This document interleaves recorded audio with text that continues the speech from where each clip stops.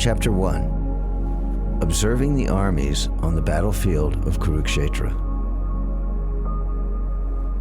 Dhritarashtra said, O Sanjaya, after assembling in the place of pilgrimage at Kurukshetra, what did my sons and the sons of Pandu do, being desirous to fight? Sanjaya said, O king, after looking over the army gathered by the sons of Pandu, King Duryodhana went to his teacher and began to speak the following words. O my teacher, behold the great army of the sons of Pandu, so expertly arranged by your intelligent disciple, the son of Drupad. Here in this army there are many heroic bowmen, equal in fighting to Bhima and Arjuna. There are also great fighters like Yuyudhan, Virata, and Drupad. There are also great, heroic, powerful fighters like Drishtaketu, Chekitan, Kasiraj, Purujit, Kuntibhoja, and Shaibya. There are the mighty Yudamanyu, the very powerful Uttamoja, the son of Subhadra, and the sons of Draupadi. All these warriors are great chariot fighters. O best of the Brahmins, for your information, let me tell you about the captains who are especially qualified to lead my military force. There are personalities like yourself, Bhishma, Karna, Kripa, Ashvatthama, Vikarna, and the son of Somadatta called Bharishrava, who are always victorious in battle. There are many other heroes who are prepared to lay down their lives for my sake. All of them are well equipped with different kinds of weapons, and all are experienced in military science. Our strength is immeasurable, and we are perfectly protected by Grandfather Bhishma, whereas the strength of the Pandavas, carefully protected by Bhima, is limited. Now all of you must give full support to Grandfather Bhishma, standing at your respective strategic points in the phalanx of the army.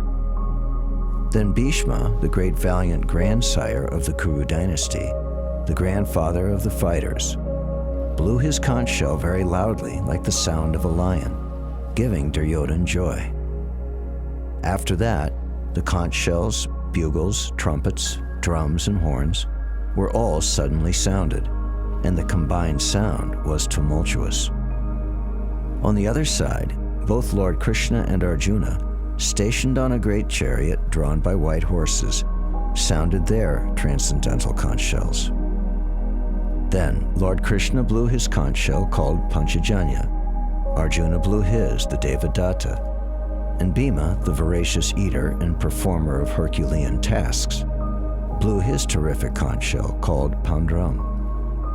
King Yudhisthira, the son of Kunti, blew his conch shell, the Ananta Vijay, and Nakula and Sahadev blew the Sughosh and Mani Pushpaka. That great archer, the king of Kashi, the great fighter Shakandi, Drishtadumna, Virata, and the unconquerable Satyaki, Drupad, the sons of Draupadi, and the others, O king, such as the son of Subhadra, greatly armed, all blew their respective conch shells. The blowing of these different conch shells became uproarious, and thus, vibrating both in the sky and on the earth, it shattered the hearts of the sons of Dhritarashtra.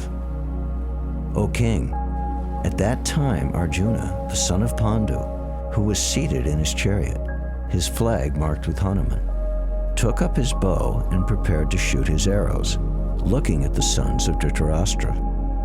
O king, Arjuna then spoke to Rishikesh, Krishna, these words.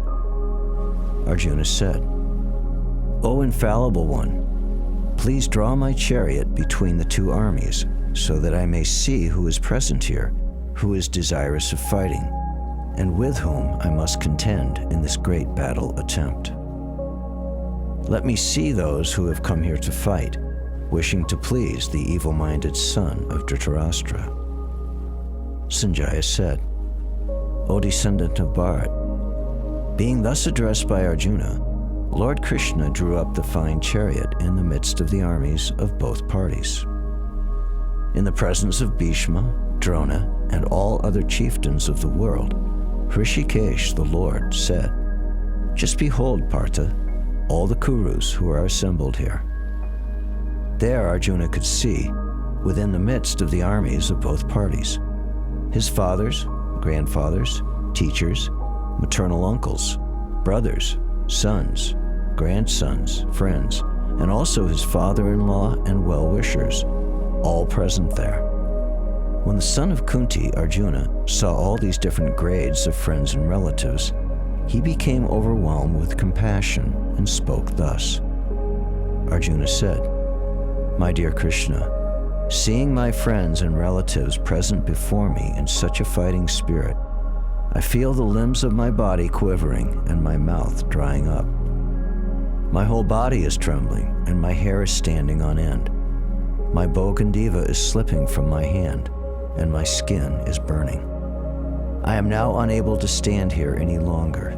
I am forgetting myself and my mind is reeling. I foresee only evil, O killer of the Keshi demon.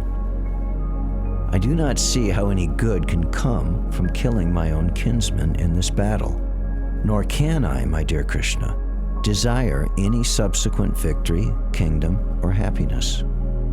O Govinda, of what avail to us are kingdoms, happiness, or even life itself, when all those for whom we may desire them are now arrayed in this battlefield? O Madhusudana, when teachers, fathers, sons, grandfathers, maternal uncles, fathers-in-law, grandsons, brothers-in-law, and all relatives are ready to give up their lives and properties and are standing before me, then why should I wish to kill them, though I may survive? O maintainer of all creatures, I am not prepared to fight with them, even in exchange for the 3 worlds, let alone this earth. Sin will overcome us if we slay such aggressors. Therefore, it is not proper for us to kill the sons of Dhritarashtra and our friends. What should we gain, O Krishna, husband of the goddess of fortune? And how could we be happy by killing our own kinsmen? O Janardhan, although these men, overtaken by greed, see no fault in killing one's family or quarreling with friends, why should we, with knowledge of the sin, engage in these acts? With the destruction of dynasty, the eternal family tradition is vanquished, and thus the rest of the family becomes involved in irreligious practice.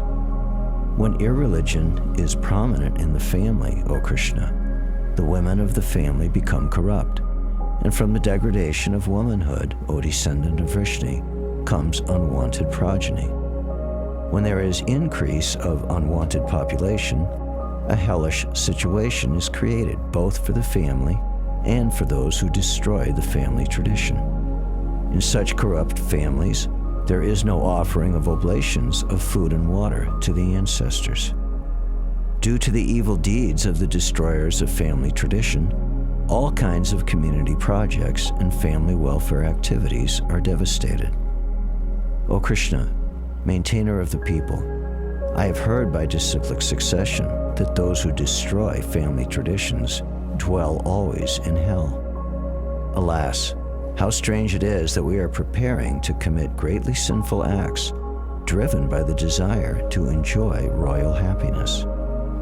I would consider it better for the sons of Dhritarashtra to kill me, unarmed and unresisting, rather than fight with them. Sanjaya said, Arjuna, having thus spoken on the battlefield, cast aside his bow and arrows and sat down on the chariot, his mind overwhelmed with grief.